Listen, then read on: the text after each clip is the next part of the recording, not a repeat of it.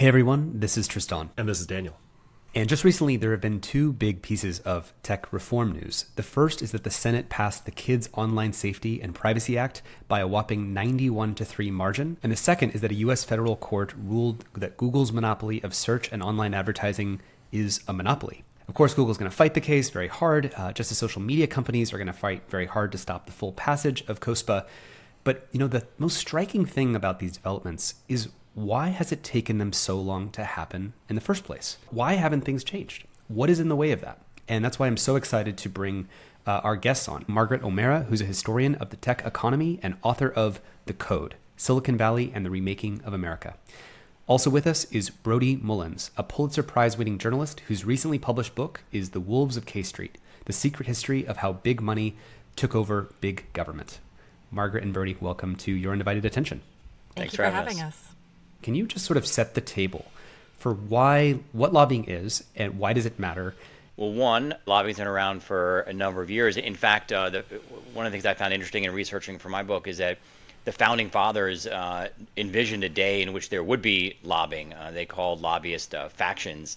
They thought there'd be a pro-industry faction and a pro-worker or consumer faction. But they thought those factions would be about the same size in strength. They'd sort of battle each other to an equilibrium to create laws and regulations that both sides supported. The problem that we've had that we document in our book is that in the last 50 years, companies have gotten so powerful and spending so much money in Washington that they've really outflanked, outgunned, outspent the consumer side. So that right now in Washington, big companies, particularly the tech companies, have all the power and influence over shaping our legislation. And basically from the New Deal to the Great Society, companies actually had very little influence in Washington. Companies did not spend much money trying to influence public policy. Business was good. Profits were high. Companies cared about their employees. And everything changed in the 1970s. I believe it's a quote from your book that from 1967 to 2007, the number of registered lobbyists in Washington exploded from some 5 or 6 dozen to nearly 15,000. Is that right? Yeah, that about matches the timeline. A good detail here is that in the 1970s, or right before the 1970s, companies had so little influence in Washington that General Motors found itself in a fight with Ralph Nader. Ralph Nader was an individual consumer advocate who took on General Motors. This is General Motors as in what's good for GM is good for the country. And Ralph Nader beat them on auto safety regulations. And what that shows, one, is how much influence consumer groups and Ralph Nader had in that period, but also how little influence companies had. I mean, General Motors got beat by a consumer group, and therefore everything is switched after that. General Motors and other companies realized they needed to get in the game. So Margaret, in your focus, Silicon Valley was actually late to this trend, and we're even skeptical about having a presence in Washington at all in the beginning. Could you sort of lead us through that? Yeah, I mean, in some ways, the first moment that starts the mobilization is actually one that didn't happen in Silicon Valley itself, and one that Silicon Valley interests were cheering, which is the U.S. government's antitrust lawsuit against Microsoft, which happened in the late 1990s, and it ended with a decision that was that ruled that the company had to be broken up, and for various technical reasons, it didn't actually have to do that, but it did have to effectively slow its roll significantly. And that moment was, for Microsoft as a tech company, a real watershed, moving it from being pretty inattentive to anything that was going on in Washington. Before the DOJ lawsuit, Microsoft's entire Washington lobbying operation was one guy working out of their Bethesda, suburban Maryland sales office, and he was it. And after the lawsuit and after the DOJ decision, Microsoft starts building a fundamentally different, and now what is perhaps the most, one of the largest and most sophisticated and very successful lobbying operations in DC. So this is a great point to jump off, because all of this in the 90s and the early aughts was sort of a wake-up call to Silicon Valley, that they had to get serious about traditional lobbying, right? And they did. I mean, over the aughts and the teens, you see this explosive growth in the size of the tech companies' lobbying arms. And the reason I focus on this is it really feels like at this stage, it becomes less about corporate interests versus individuals, but it becomes more about corporates fighting other corporates through lobbying. Yeah, I think when you talk about lobbying, most Americans think that lobbying is a game played by sort of insider relationships between lobbyists that are made through campaign donations and rounds of golf and steak dinners, and that, the proverbial smoke-filled room that we used to hear about, and that type of lobbying absolutely existed, but doesn't really take place anymore. There's so much more scrutiny on lawmakers. Lawmakers are there's tons of media organizations that are following what lawmakers are doing, including reporters like myself who would love to write a story about a powerful lawmaker doing a favor for a friend, in exchange for a campaign donation. So that type of thing just doesn't happen as much anymore. But what members of Congress do, my theory in covering Washington is that, the number one thing that a member of Congress needs to do is get reelected. In order to get reelected, you need 51% of your constituents. And lobbyists know that.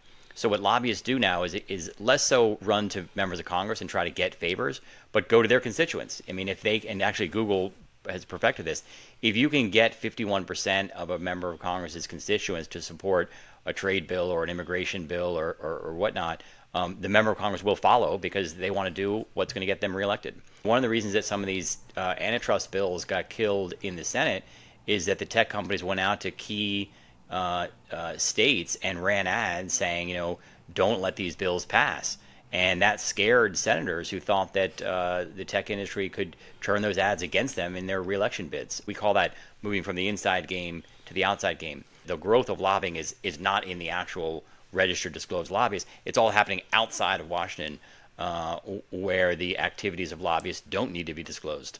That's wild to me. Even as an industry insider, it's wild to think about. And I think when you think about lobbying, you think about backroom deals. You think about, oh, you scratch my back, I scratch yours. You pass this law, not $100 million coordinated multi-year influence campaign across.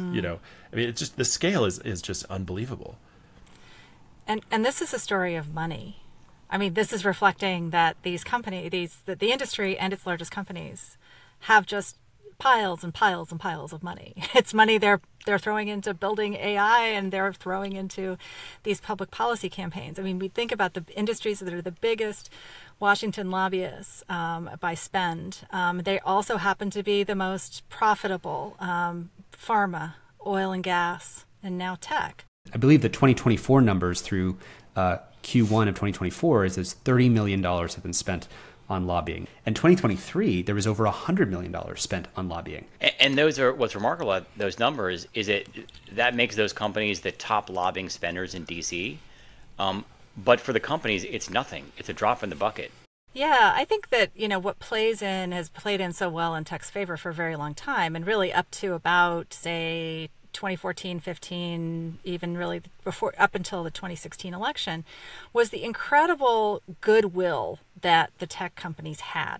Good press, really strong bipartisan support. On the rare times that a tech CEO might be called before or be talking to Congress, which was very rarely, it was very, celebratory.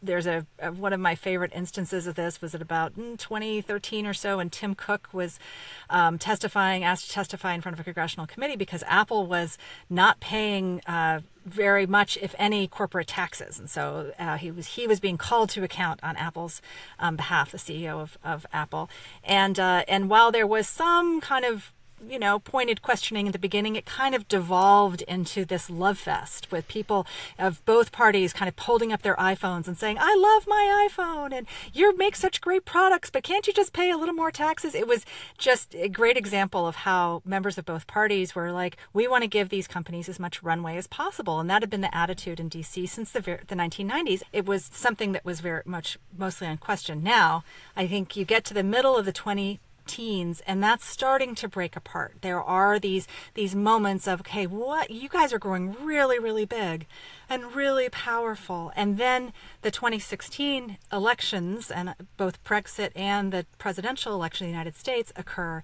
And that really is a turning point, taking this growing anxiety about social media in particular, but more broadly about what Silicon Valley is building and doing, and everything that other platforms like Uber and Lyft, and challenging the taxi business and Airbnb and hotels, all of these other legacy businesses and industries that software produced by the Valley, by this industry, is starting to fundamentally disrupt, which is so different from anything that happens in the 20th century, right? Even with the dot-com boom, it was still something that sat on your desk and it was about communications and media. It wasn't about taxis. Yeah, it seems like there's the period where the internet is a website you go to on your desktop computer versus software is eating the world and it's eating the physical infrastructure that you live by. Yeah. And the brand familiarity and the relationship to the brand is quite different, right? We've seen this wave of the public perception radically change on the tech industry across the last decade. And now we're seeing some real movement of bills. We're seeing, President Trump signed bills that created Section 230 exemptions. Biden signed on the TikTok sell-off. And the Senate just passed the Kids Online Safety and Privacy Act by a 91-3 margin. And the FTC has been pretty aggressive with antitrust, bringing suits against Meta and Amazon and Microsoft and Apple. And they actually just won their case against Google. So what should we make of this? Are we seeing cracks in the armor in the traditional game of lobbying here? Yeah, I mean, I definitely think that the tide is turning against tech, as we've been talking about. I mean, for years, in recent years, Republicans and Democrats have used, rhetoric to attack the companies, and the lobbying might of the companies has blocked any effort to rein them in or to regulate them. But that's, starting to change. Let's go back to Microsoft, where we started. When Microsoft was sued by the Clinton administration for antitrust violations, one of the things that Microsoft did was spend as much money as possible to get George Bush elected to become the next president. And once the Bush administration got in power, one of the first things they did was stop the investigation. They settled with Microsoft. That model worked forever. I don't know if it works this time. There is an increasing number of Republicans and Democrats, as we've discussed, who are against these companies. So, this antitrust lawsuit into Google that was settled or decided this week, was started under the Trump administration. If Trump were to come back and Google would appeal, he's still going to keep pushing that lawsuit. It's his. A number of these other tech investigations by the FTC and DOJ into Apple, into Facebook, into Amazon, into Google, I think would continue no matter who wins. And that's just a change in politics that we've had, that both sides are sort of anti-tech now. And increasingly, both sides think that we should be using antitrust laws more aggressively than we had in the last 50 years. So there really is something changing in Washington these days.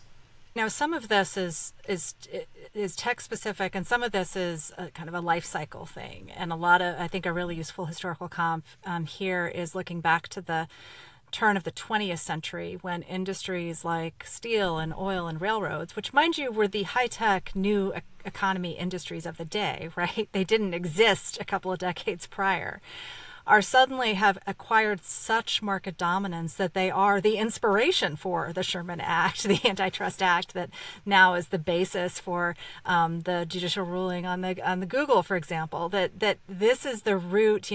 Part of this is, yes, this kind of falling out of love. I kind of, when you're deeply, deeply in love with someone, it's kind of like a high school romance, and you break up and you really, really are upset with them. And I feel like there's a little bit of that dimension with Washington and Silicon Valley at the moment. I think the other thing, Tristan, you point out this gross imbalance in expertise and resources, which is, I think, a result of this is something where government itself is a reflection of this dismantling of the expertise from within the government at the federal level, where you have industry, agencies like the FTC that were kind of operating on a shoestring and tin cans between them, and basically with very little expertise, and where particularly in the last 15 years, there's been this giant sucking sound that has drawn expertise from academia and from government towards industry because the paycheck is just too good.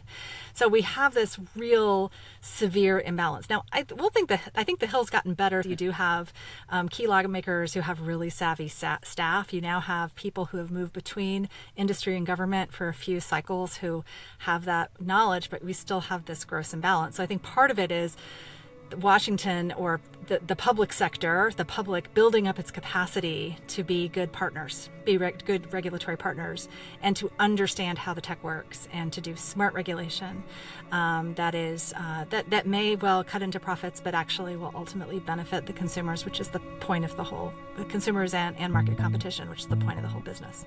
Well said. I think that's a great place to leave it.